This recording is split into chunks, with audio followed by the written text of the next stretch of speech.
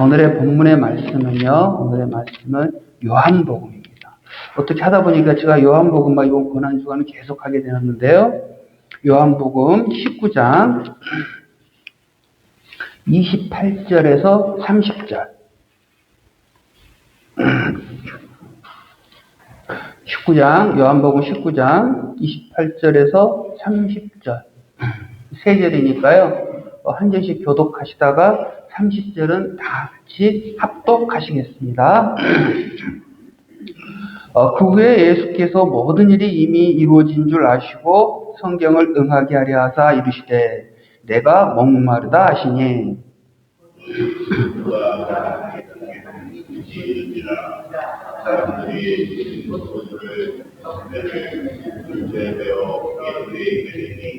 예수께서 신포도주를 받으신 후에 이르시되 다 이루었다 하시고 머리를 숙이니 영원히 떠나가시니라. 아멘.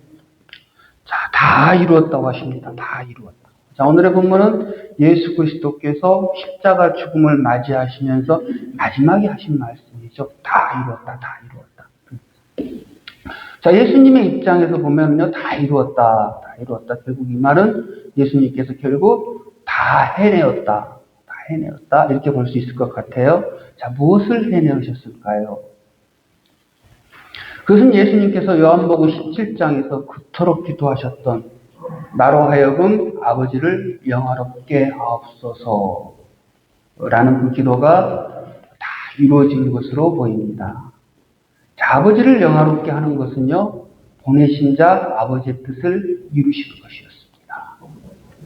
이 순간을 위하여서 예수님께서는 그토록 오랜 시간을 기다리셨고 하나님의 때가 되면 이 땅에 오셔서 지금까지 고난주간 쭉 설명드렸던 그 모든 것들을 감당하시고 그 모든 고난을 다 이겨내시고 이제 그 모든 것들을 이루십니다. 우리 예수님의 인생을 살펴보면 바로 이 순간을 위한 인생이었습니다. 자, 그런데 무엇을 이루었을까요? 먼저 성경의 모든 말씀을 이루셨습니다. 오늘 본문에도 계속 나오는데 요한복음 19장이 계속 나오는데요. 24장부터 계속 나옵니다. 24장 보면은 그들이 내 옷을 나누고 내 옷을 제비 뽑나이다 한 것을 응하게 하려 함이라 나옵니다. 그리고 28장에도 역시 그 후에 예수께서 모든 일이 이미 이루신 줄 아시고 성경을 응하게 하려 하사. 그리고 또한 36절 또 나옵니다. 또 그 뼈가 하나도 꺾이지 아니하려 한 성경을 응하게 하려 함이라. 계속해서 이 말이 반복되어집니다. 그렇습니다. 예수님께서는 성경을 응하게 하시려고 예전에 하나님이 말씀하시고 선지자들의 입을 통하여 전해진 그 모든 성경의 말씀을 전부 성취하셨습니다. 죄로 말미암아 하나님과의 관계가 끊어지고 이제는 살 소망이 없어지는 비참한 사람들에게 하나님께서는 메시아를 약속했습니다. 최초의 복음이 누구에게 전한 복음이었죠? 아담에게 전한 복음. 창세기 3장 15절에 나타난 원시복음. 더 이상 설명하지 않겠습니다. 다 아시는 얘기니까. 그리고 하나님께서는 그 메시아가 언제 어디서 어떠한 모습으로 나타나고 어떠한 삶을 살다가 어떻게 죽을 것인지를, 그리고 죽을 때는 또 어떠한 상황이 벌어질 것인지를, 그리고 심지어는 그 죽은 후에 어떠한 상황이 나타날 것을 말씀과 선지자를 통하여서 자세히 설명하셨습니다. 예수님께서 그 모든 것을 다 이루셨습니다. 여러분들이 웬만한 건 다 아시는데요. 제가 전부 다 해드릴 수는 없고 잠깐 몇 가지만 간추려서 말씀을 드려볼게요. 먼저 처녀로 태어났다. 이거 다 아시죠? 그거 이루어졌죠?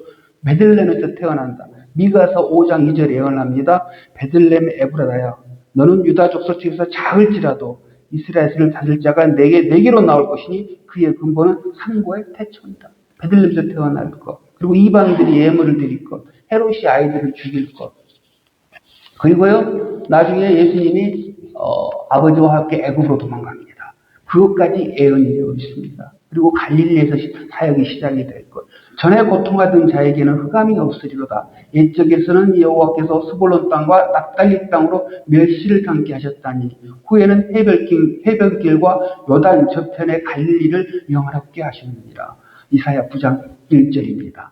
그리고요 2절이 나타나는 사역. 이사야서 35장 5절 6절에 나오죠. 그때 소경이 눈을 밝힐 것이며 귀무거의 귀가 열릴 것이며 그때 저는 사슴같이 뛸 것이며 벙어리는 노래하니니 이는 광야에서 물이 솟겠고 사막에서 시내가 흐를 것이니라. 자, 이 말을 또 예수님께서 언제 하십니까? 언제? 누구에게 하시죠? 요한이 두 제자를 보냅니다. 요한이 감옥에 있으면서 두 제자를 보냅니다. 두 제자한테 물어보죠. 제자를 통해서 오실 리가 당신이 오니까 아니면 다른 일을 기다려야 됩니까?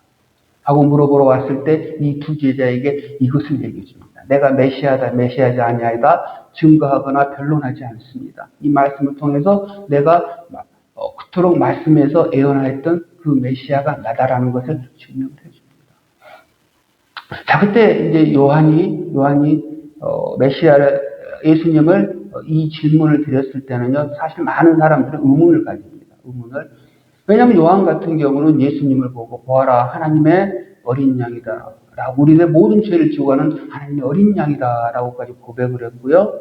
요한이 세례를 베풀었을 때 성령이 비둘기같이 강림하시고 하늘에 하나님께서 내 아들이다 라고 내 기뻐하는 나의 아들이다 라고 하는 하나님의 음성까지 들었습니다. 그러나 그럼에도 불구하고 왜 이런 의심 섞인 질문을 하였을까? 사람들은 많은 이제 의심을 하고 여기에 대한 의문을 가지는데요. 여기에는 그 두 가지 설이 있습니다. 두 가지 설. 첫 번째는 요한은 알았다. 요한은 이미 그걸 믿고 있고 확신하고 있었고 여전히 메시아임을 알고 있었는데 그럼에도 불구하고 두 제자를 보낸 것은 이 두 제자들의 의심을 풀어주기 위함입니다. 제자들이 그때 요한은 감옥에 갇혀 있는데 예수님은 자유롭게 돌아다니고 우리 스승은 고생하고 있는데 너무하지 않는가? 라는 의심을 가지고 저건 메시아 아니지 않는가? 라는 의심을 많이 했기 때문에 요한이 제자들의 의심을 풀어주기에 보냈다라는 이야기가 있고 또 다른 이야기는 실제로 요한도 의심을 했다. 요한도 왜냐하면 유대인이었기 때문에 어떤 그 유대인적인 사고 그게 꽉 같이 여기에 대한 긴 설명은 제가 못 해드립니다. 아무튼 요한이 볼 때 자기는 감옥에 갇혀 있는데 예수님께서는 자기를 구하러 올 생각도 안 하고 자기가 주님을 위해서 그토록 고생하고 감옥까지 가 있는데 구하러 올 생각도 안 하고 가만히 보니까 예수님이 지금 세상을 정복하시려면 지금쯤에 군대를 모으고 뭔가 액션을 취해서 예루살렘을 쳐들어갈 준비를 해야 되는데 하고 있는 들리는 소문을 보면 무슨 소문만 들리냐면 맨날 세리들 모으고 창녀들 모으고 모아가지고 밥이나 먹고 다닌다. 라는 소문밖에 안 들리는 거예요. 그러니까는 요한이 이거 이상하다 하고 제자들을 보냈다라는 설이 있습니다. 아무튼 그 얘기는 오늘의 본문의 얘기한테 넘어갑니다. 자, 그걸 통해서 예수님께서는 오늘의 본문을 이사야서를 얘기를 해주셨습니다. 자, 이 말씀은요 우리들에게 어떠한 메시지를 주냐면 먼저 이적은 무엇이다? 구원의 방법이다? 아니다라는 거예요. 구원의 방법이 아니고 이적은 무엇이었다? 예수님이 메시아가 되심을 증거하는 방법이었다는 거예요. 그러니까 하나님께서 메시아가 나타나면 이제는 어떠한 세상이 될 것이다. 이런 병든 귀머거리도 귀가 열리고 안진뱅이도 일어나고 그리고 눈물과 땀이 없어지고 이러한 모든 것들 메시아가 나타나서 할 이적들 할 사역들을 설명한 것이지 이거를 통해서 구원을 주신 것은 아니라는 소리예요. 그리고 예수님께서 이걸 선포하심으로 또 뭘 선포를 하시냐면 이게 왜 생겼죠? 우리가 이 땅에 제가 어저께도 설명을 했었죠. 그렇죠. 이 세상은 어떠한 세상이라고 제가 말씀을 드렸죠. 하나님의 저주와 형벌. 그렇죠. 뭐 때문에 왔습니까? 죄 때문에. 그러면 이 땅에 귀머거리가 생기고 눈먼저가 생기고 안진뱅이가 생기고 그 고난이 뭐 때문에 왔습니까? 죄 때문에. 예수님께서는 이 죄, 너희들이 당하고 있는 아픔, 고난, 앉지 못하고 보지 못하고 듣지 못한 이 모든 것들의 근본적인 원인을 해결하러 오셨다는 거예요. 그걸 선포하시는 거예요. 그러니까 오늘날에 많은 사람들이 오해를 해요. 아니, 교회, 그런 이적을 보면, 그런 현상을 보면, 와, 그렇잖아요. 그래서 거기서 고침받은 사람 보면, 이 사람 구원받았다. 그러나 절대 그러지 않아요. 예수님께서 그걸로 구원을 하시려면요, 그걸로 구원을 하시려면, 오병이의 기적을 일으킨 후에 그 어마어마한 사람이 모였을 때, 교회를 하나 딱 세우면, 교회를 세워서 거기서 그냥 계속 치유사역 하시고, 말씀 전하고, 그럼 그게 얼마나 뜨겁겠습니까? 예수님이 말씀 전하시고 기도해주고, 그리고 막 안진뱅이, 막 병자들이 치유가 되고, 막 뜨겁고 부흥하고 난리가 나요. 예수님 그러지 않았어요. 그걸로 영혼을 구원할 수 없다는 걸 아시기 때문에. 예수님은 가는 곳마다 뭘 하셨냐면, 말씀과 설교를 하셨습니다.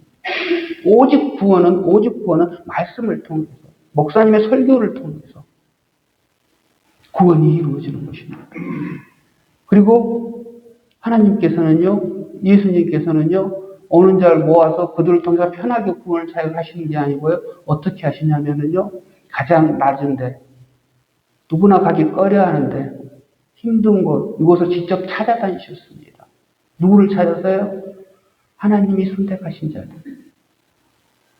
그리고 나의 잃어버린 양들, 이것들 찾아서 낮고 낮은 데로 복음을 제대로 듣지 못하는 곳으로 직접 찾아다니면서 그들에게 복음을 전하시고 그들의 영혼을 구원하셨습니다. 이게 복음이고 복음을 전하는 자들이 해야 할 역할입니다.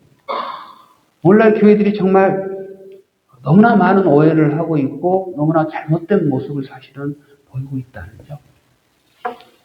자, 그리고 또 무엇을 예수님께서 성취하십니까? 가까운 자가 배반한다까지 다 나의 시편 41편 9절에 나옵니다. 나의 신뢰하는 바, 내 떡을 먹던 나의 가까운 친구도 나를 대적하여 그 발꿈치를 들었나이다. 우리는 30세기에 팔린다는 것. 그리고 그 돈이 성소에 던져지고 토기장에 밭을 산다는 것. 조롱당하신다는 것. 도둑과 함께 십자가에 못 박힌다는 것. 그 모든 것들을 다 일일이 다 해드릴 수가 없습니다. 너무 많아서. 오늘 본문에 나온 뼈가 부러지지 않는다. 그러니까 어린 양을 먹을 때 유대인들 지금도요, 유대인 양, 어린 양을 잡아서 먹을 때 뼈를 부러뜨리지 않습니다. 예수 그리스도를 상징하기 때문에. 뼈를 부러뜨리지 않는다. 이 모든 것들을 전부 다 예수님께서는 성취하십니다. 모든 성경의 말씀을 예수님은 다 이루십니다. 그리고 이루시고 나서 뭐 하십니까? 존귀와 영광을 받으십니까? 물론 나중에요. 그러나 지금 이 순간 십자가 앞에서 그 모든 걸 고생고생 다 이루시고 우리의 대속 제물이 됩니다. 그 고통, 그 고난, 그 아픔, 그 희생, 그거 다 견디시고 결국 되신 게 대속 제물입니다. 우리는 보통 예수님께서 우리의 죄를 위하여 죽으셨다라고 얘기를 많이 합니다.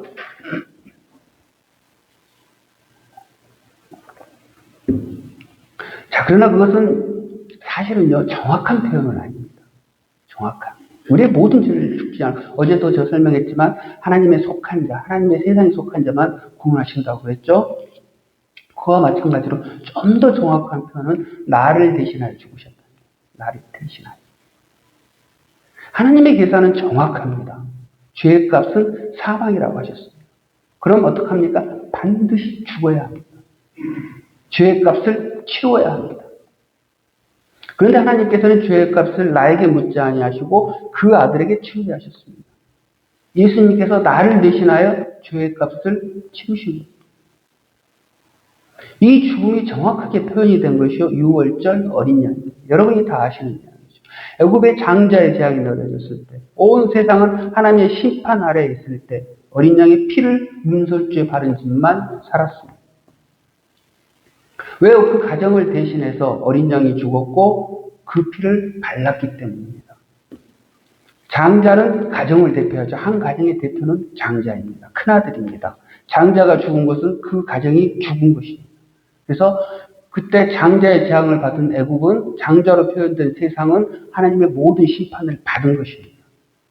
하나님의 심판으로 죽음이 이 땅으로 내려오고 모든 사람이 죽음의 공포와 아픔과 슬픔과 두려움으로 눈물을 흘릴 때, 세상은 온통 눈물을 흘리고 그 눈물의 울음소리가 진동을 할 때, 어린 양이 대신하여 죽음으로 어린 양의 피를 바른 집만 그 죽음을 이기고 살아났습니다.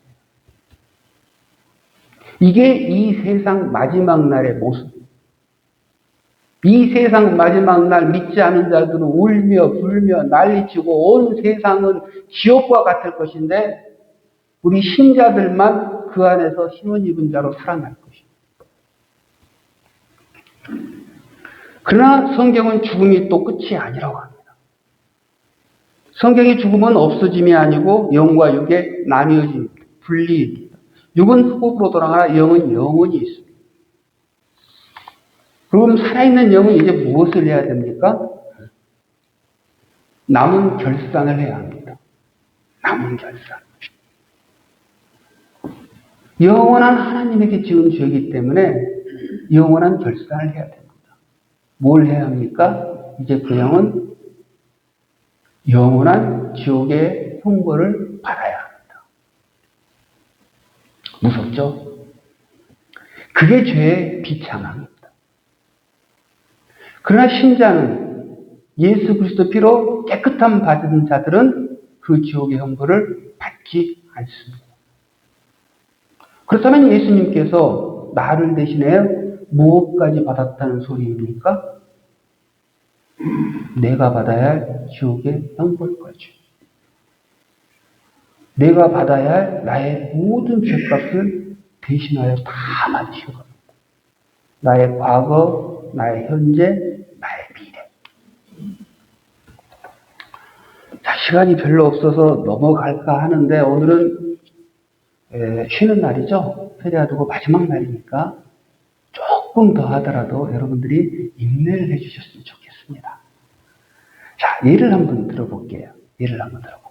한 장로님 죄송합니다.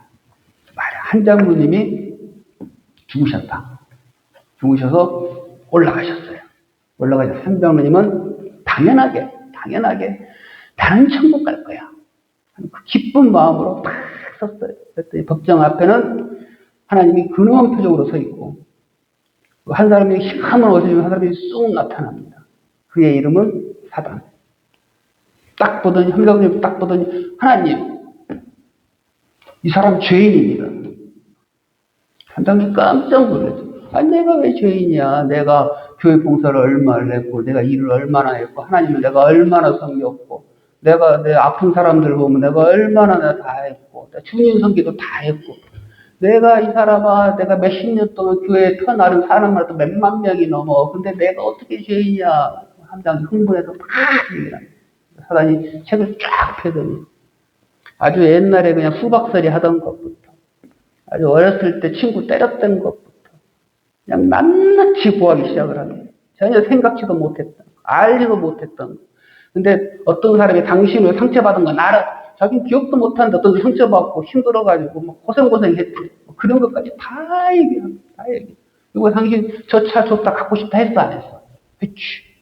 허봐 하나님 성경에 탐심은 우상숭배라고 했지 않습니까? 이 인간은 우상숭배까지 한 죄인입니다. 막 때려 부는. 그러니까 한 사람이 입이 딱 봉해서 다 말을 못해. 인정해야 안 해? 인정합니다. 검사 커보십시오. 그러면서 하나님한테 이 죄인은 이러한 어마어마한 죄를 지었기 때문에 지옥의 영원한 형벌을 구형합니다. 하나님 구형해 주세요. 심판해 주세요. 딱 기소를 하는 거예요. 그러니까는 아유 난 죽었다 하고 있는데 갑자기 어떤 사람이 쑥 하고 나타나요. 그의 이름은 예수 그리스도가 딱 나타나서 잠깐만요. 오케이. 검사의 말은 다 맞습니다. 이 사람은 그러한 죄를 지었고 그러한 형벌을 받아야 되고 이 사람의 죄값을 생각하면 지옥의 영원한 형벌이. 그런데 말입니다. 딱 그러면서 이 사람이 받아야 될 죄를 내가 2000년 전 십자가에서 다 받았습니다. 이 사람이 받을 죄값 다 치렀는데 어떻게 죄를 더 물을 수가 있습니까? 이것 보십시오. 십자가에 못 잡고 내가 행한 모든 사역. 이 사람이 날 믿었습니다. 다 이제 이 사람이 거의 되었습니다. 아니, 죄를 다 치웠는데 무슨 죄값을 더 받습니까? 내가 다 치웠는데. 하나님이 해보시고, 그래? 살펴보자. 그랬더니 딱 살펴봤더니 정말로 예수가 그 죄값을 다 받은 거예요. 이거 하나님께서 말씀하십니다. 이 사람은 죄를 지었고 지옥의 영원한 형벌을 받아야 됨에도 불구하고 예수가 그 죄값을 다 받았기 때문에 예수가 구제의 원칙에 의하여 죄를 두 번 물을 수 없다. 이 사람은 죄는 있으나 죄를 물을 수 없다 하고 땅 이게 칭입니다. 칭. 의롭다 물리고 죄 없다 물리고 그게 우리의 마지막 하늘나라의 모습. 자, 그렇습니다. 예수님은 그걸 위해서 십자가를 대신하여 죽으신 것입니다. 예수 그리스도는 십자가에 9시쯤 달렸다가 정오에 온 세상이 캄캄해지고 어둠에 있다가 오후 3시쯤에 돌아가셨습니다. 어떤 신학자들은 이야기합니다. 이때 온 세상이 캄캄해졌을 때, 온 세상이 하나님의 모든 심판에 있을 때, 그때 예수 그리스도는 우리의 모든 죄를, 우리의 모든 심판을 다 감당하셨다라고 이야기합니다. 자, 예수님께서 이걸 다 감당하시고 우리에게 또 준 선물이 있습니다. 무엇을 줍니까? 정결함을 줬습니다. 깨끗함을 줬습니다. 그렇죠? 예수 그리스도의 피로 죄를 깨끗하게 해주었죠? 자, 이 깨끗해짐을 통해서 이제 무엇을 이루게 해줍니까? 거룩에 이루게 해줍니다. 거룩이요. 왜 우리가 거룩해야 되죠? 하나님께서 말씀하셨죠? 내가 거룩하니 너도 거룩하라. 왜 하나님 이토록 거룩을 강조하셨을까요? 하나님은 더 이상 거룩해질 필요가 있을까요? 하나님이? 전혀 없죠. 이 거룩하신 분인데 이건 관계에 대해요. 관계. 내가 거룩하니 너도 거룩해. 교제하자는 거예요. 내가 널 그토록 사랑하고 널 그토록 좋아하고 너랑 교제하고 싶은데 너의 죄 때문에 교제가 안 돼. 교제할 수가 없어. 그러니까 이 관계를 회복하자. 그러니까 하나님께서 예수 그리스도는 뭡니까? 결국 우리 죄로 인하여 단절된 하나님의 관계. 이 관계를 회복시키십니다. 이게 예수님께서 이루신 것입니다. 하나님께서 그토록 우리를 사랑하시는데 우리는 죄로 인해서 어떻게 합니까? 하나님을 사랑할 수 없습니다. 그게 현실입니다. 죄가 있으면 예수 그리스도로 깨끗해지지 않으면 성령으로 거듭나지 않으면 하나님을 사랑할 수 없습니다. 왜 저 사람은 저렇게 살아? 왜 저 사람은 교회 다니면서 저 모양이야? 왜 저렇게밖에 안 해? 탓할 필요 없습니다. 거듭나지 않았기 때문에 그렇습니다. 여전히 죄인이기 때문에 그렇습니다. 하나님을 사랑할 수 없습니다. 교회를 사랑할 수 없습니다. 곁으로 하는 척은 할 수 있겠죠. 하나님께서 지금도 여전히 말씀하십니다. 우리 서로 사랑하자. 성경은요, 사랑의 이야기입니다.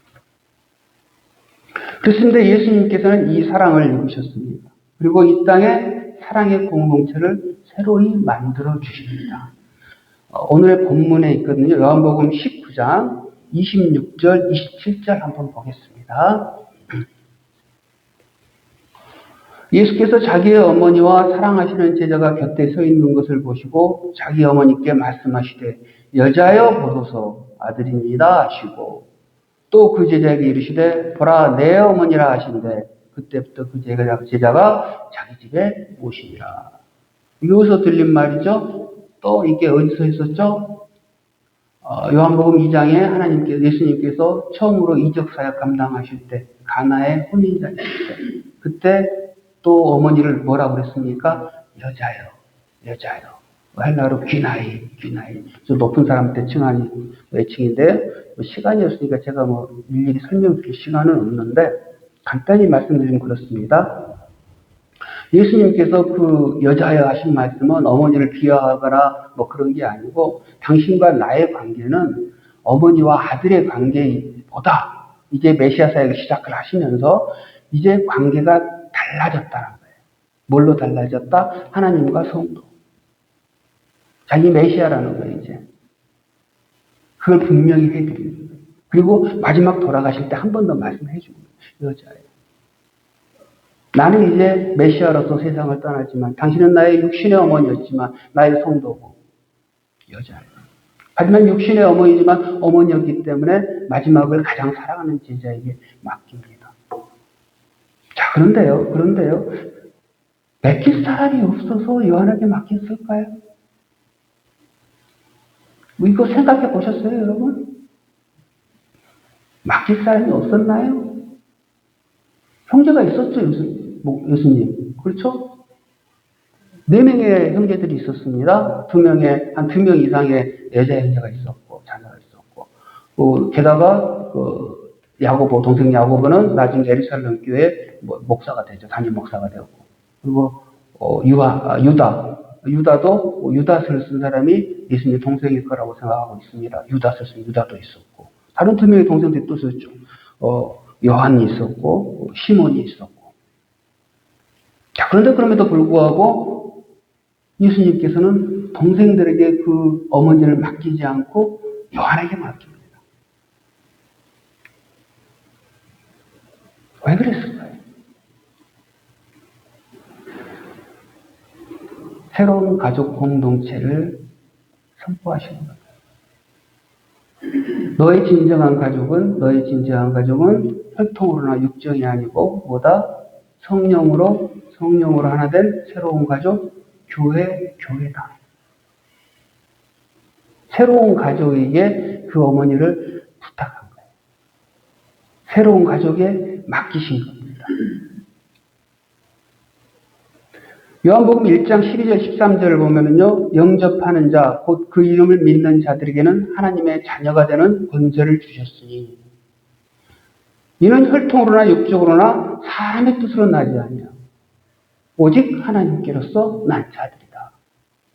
그러니까 이제 새로운 가족은 하나님께서로 난 자들, 하나님을 인해서 성령으로 거듭난 자들, 이러한 자들로 성령으로 하나 된 새로운 공동체. 그래서 하나님의 자녀가 돼서 누구를 아버지로 모시는 사람이니까